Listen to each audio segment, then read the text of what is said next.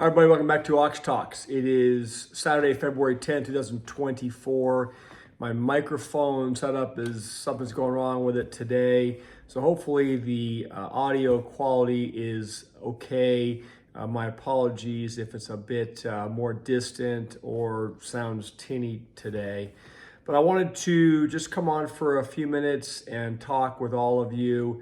Monitoring kind of the news today, not a lot going on. There's an article that I thought was important I wanted to share with all of you relative to really titans of industry, calling for a pullback in this stock market, throwing out continued words of caution that the markets apparently are continue to ignore. But that aside, I wanted to start out by saying, we discussed briefly yesterday, I think the weekends, time providing obviously with all the other things that are pulling on, our hours, I think it's important to take time to do your best to prepare, to make yourself more fortified, not only physical fitness, which we address every day on this channel, and with your diet, but to think about, what would be important in the event of an emergency or a grid down situation, or God forbid, an attack on U.S. soil or anything like that. You can put together any scenario in your mind. Some of them, frankly, are impossible to prepare for. We can only do our best. But I still think it's a good time over the weekends to reflect on where we're at, what we have put together, how we can improve upon our game plan, our preparedness plan. Obviously, if you can, you should be training in security and taking care of that aspect of your overall preparedness, because again, if you can't protect what you have, if you can't protect your family, then you have nothing really. I mean, forget the material goods. It's not about that. It's a matter of health and safety, especially in an emergency when 911 may not work, when the National Guard may not be available to support the local community. If an earthquake happens in your area or your state, and there's major highways that are cut off, if the just-in-time food restocking of your local grocery stores is cut off, do you have those things in place?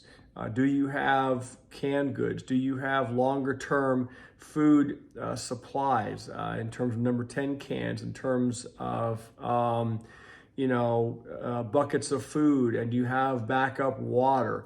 All those kind of things, yes, they're daunting to think about. Those of you that have farms and are able to live off the land and produce your food, that's phenomenal. A lot of us, depending on our areas, geographic location, don't have that option. So we have to put other things in place. But from my perspective, you've got to have something in place. We're seeing a lot of warnings come out now. We're seeing a lot of people out there saying that there is a lot in the hopper, in the pipeline, in terms of chatter and attempted attacks, not only cyber and grid, but everything else. We know what's going on with the immigration and how that has to absolutely be compromising the United States in terms of our security interests and our population and our well-being. We know it's taxing our systems, but we also have a substantial amount of criminal individuals that are getting into this country, walking right in. I saw an article today, I'm not going to go into in detail, the spin, the propaganda machine saying that, the illegal immigration is going to contribute $7 trillion to the United States GDP, so everybody should be rejoicing. It's amazing to me that kind of stuff can even be put out there, that they think that we're that stupid, number one, if you're paying attention to how it's taxing our healthcare system, how these people are sleeping along the streets depending on the city or town that you live, how they're overburdening the public transportation, and not to mention how they are jeopardizing the security of, those around us. It is a major problem. We wanted to be aware of it and keep focus with, obviously, the elections coming up in November. Right now, everything seems to be eerily calm and quiet. And those are the times that, from my perspective, you do not want to get lulled into a sense of security. It's amazing to me how many people that are close to me that simply don't have any ducks in a row. They have all their money in the stock market. All they care about is what, Disney stock's doing, or Tesla stock, or the newest, AI stock, and they have no clue. Let me rephrase that. They have no plan in place for what they would do for themselves or their family if there was an emergency situation where they had to step up, have food, have water, have security. They simply don't have it. Their pantries are day to day or every few days at best. There's absolutely no security in place. There is no game plan. And that I get tired of trying to preach to those people. We've discussed before many times that you can only do so much. You've got to wake up the ones that you can, and hopefully they will heed the warning, because it seems to me that the calm is here before the storm, whatever that storm may be, whether it's economic, geopolitical, we don't know. So you've got to do your best to fortify and create your own bunker scenario so you can try to weather the best you can for you and your family, whatever storm comes our way. So do your best. Obviously, some of these things take resources. I know a lot of people are struggling just to make ends meet with the cost of everything skyrocketing. I get that. And so you can only do what you can do. If you have to take the baby steps, make the small choices, try to set some money away. It doesn't take a lot of money to go down to the local store and get some extra canned goods, get some extra water. No, is that going to be medium and long-term ability to survive? No, but you've got to start somewhere and then just build on that. So hope you're all having a productive weekend. I appreciate all of you watching the videos, subscribing to my channel, supporting our community that we're building here. It does mean a lot to me. I'm going to continue to come out here and share my perspective on things and try to share current events with you and tie it into business ownership, health and fitness as we roll on this channel going forward. Let me share an article I saw today. It came out of the Markets Insider, and it says the S&P 500 burst past 5,000 points for the first time this week as investors celebrated strong corporate earnings, slowing inflation, the growing prospect of interest rate cuts, and the fading threat of a recession. Yet, several leading investors and economists remain convinced that stocks will tumble and a recession will strike the U.S. Here's a roundup of their latest dire warnings.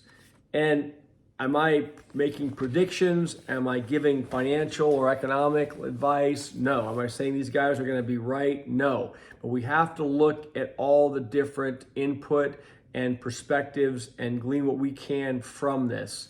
These people are obviously big. They are very successful in their fields of business.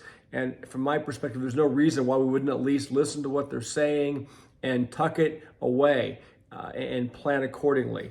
Jeremy Grantham says, he's told Think Advisor, U.S. stocks are almost ridiculously higher priced than other countries. The market historian and co-founder of fund managers GMO sounded the alarm on a super bubble spanning stocks, housing, and other assets in 2022. Grantham added that the conflicts raging in Ukraine and Palestine have created a geopolitical backdrop that's as scary as hell and can spell trouble when asset prices are at record highs. There's a rich collection of negatives right now. David Rosenberg says, quote, the bull market in complacency will unravel as the recession few see and few are positioned for finally comes into view, predicted on LinkedIn last month. The Rosenberg Research President and former chief North American economist at Merrill Lynch described the stock market's plunge last year as an appetizer for what could happen once investors price a recession into markets. The economy escaped a downturn last year because consumers burned through their savings and brandished their credit cards. We'll discuss this on many videos. Employers refrained from laying off workers after suffering through the pandemic labor shortage. We know that's changing. Workers are being laid off by the thousands and tens of thousands. And the federal government poured money into the economy. He pointed to retailers and home builders scrambling to drum up demand with promotions and discounts. We've covered that as well. The developers, the land developers, and the new homes sellers are buying down points, doing everything they can do to get these first-time home buyers into the market at 7-8% mortgage rates. And the government's aggressive spending when economic growth and employment seem strong as signs of trouble ahead. Jeff Gundlach, we've discussed Mr. Gundlach before and his perspective. Guy's a billionaire. Says stocks and other assets are on fire and rallying like crazy at a time when more and more Americans are falling behind on their credit card bills. We talked about that yesterday. And the embattled commercial real estate industry is looking worse and worse. Says Jeffrey Gundlach told Pensions and Investments in a recent X Spaces interview. The billionaire CEO of Double Line Capital bemoaned listen to this, a lazy and complacent market, comparing it to the dot-com and housing bubbles in terms of the hordes of undiscerning investors. Undiscerning investors mean they're just piling money in, they see it going up. Good friend of mine, he is long everything. There's no short positions, there's no hedges on, there's no stops. It's just if the stocks go up, he makes money. They go down, he loses money. And it seems to me that there's a lot of that behavior right now in the markets. Obviously, people reaching for yield and watching the mainstream media come out every night and say, hey, we're going to keep marching higher. Everything is great. Buy.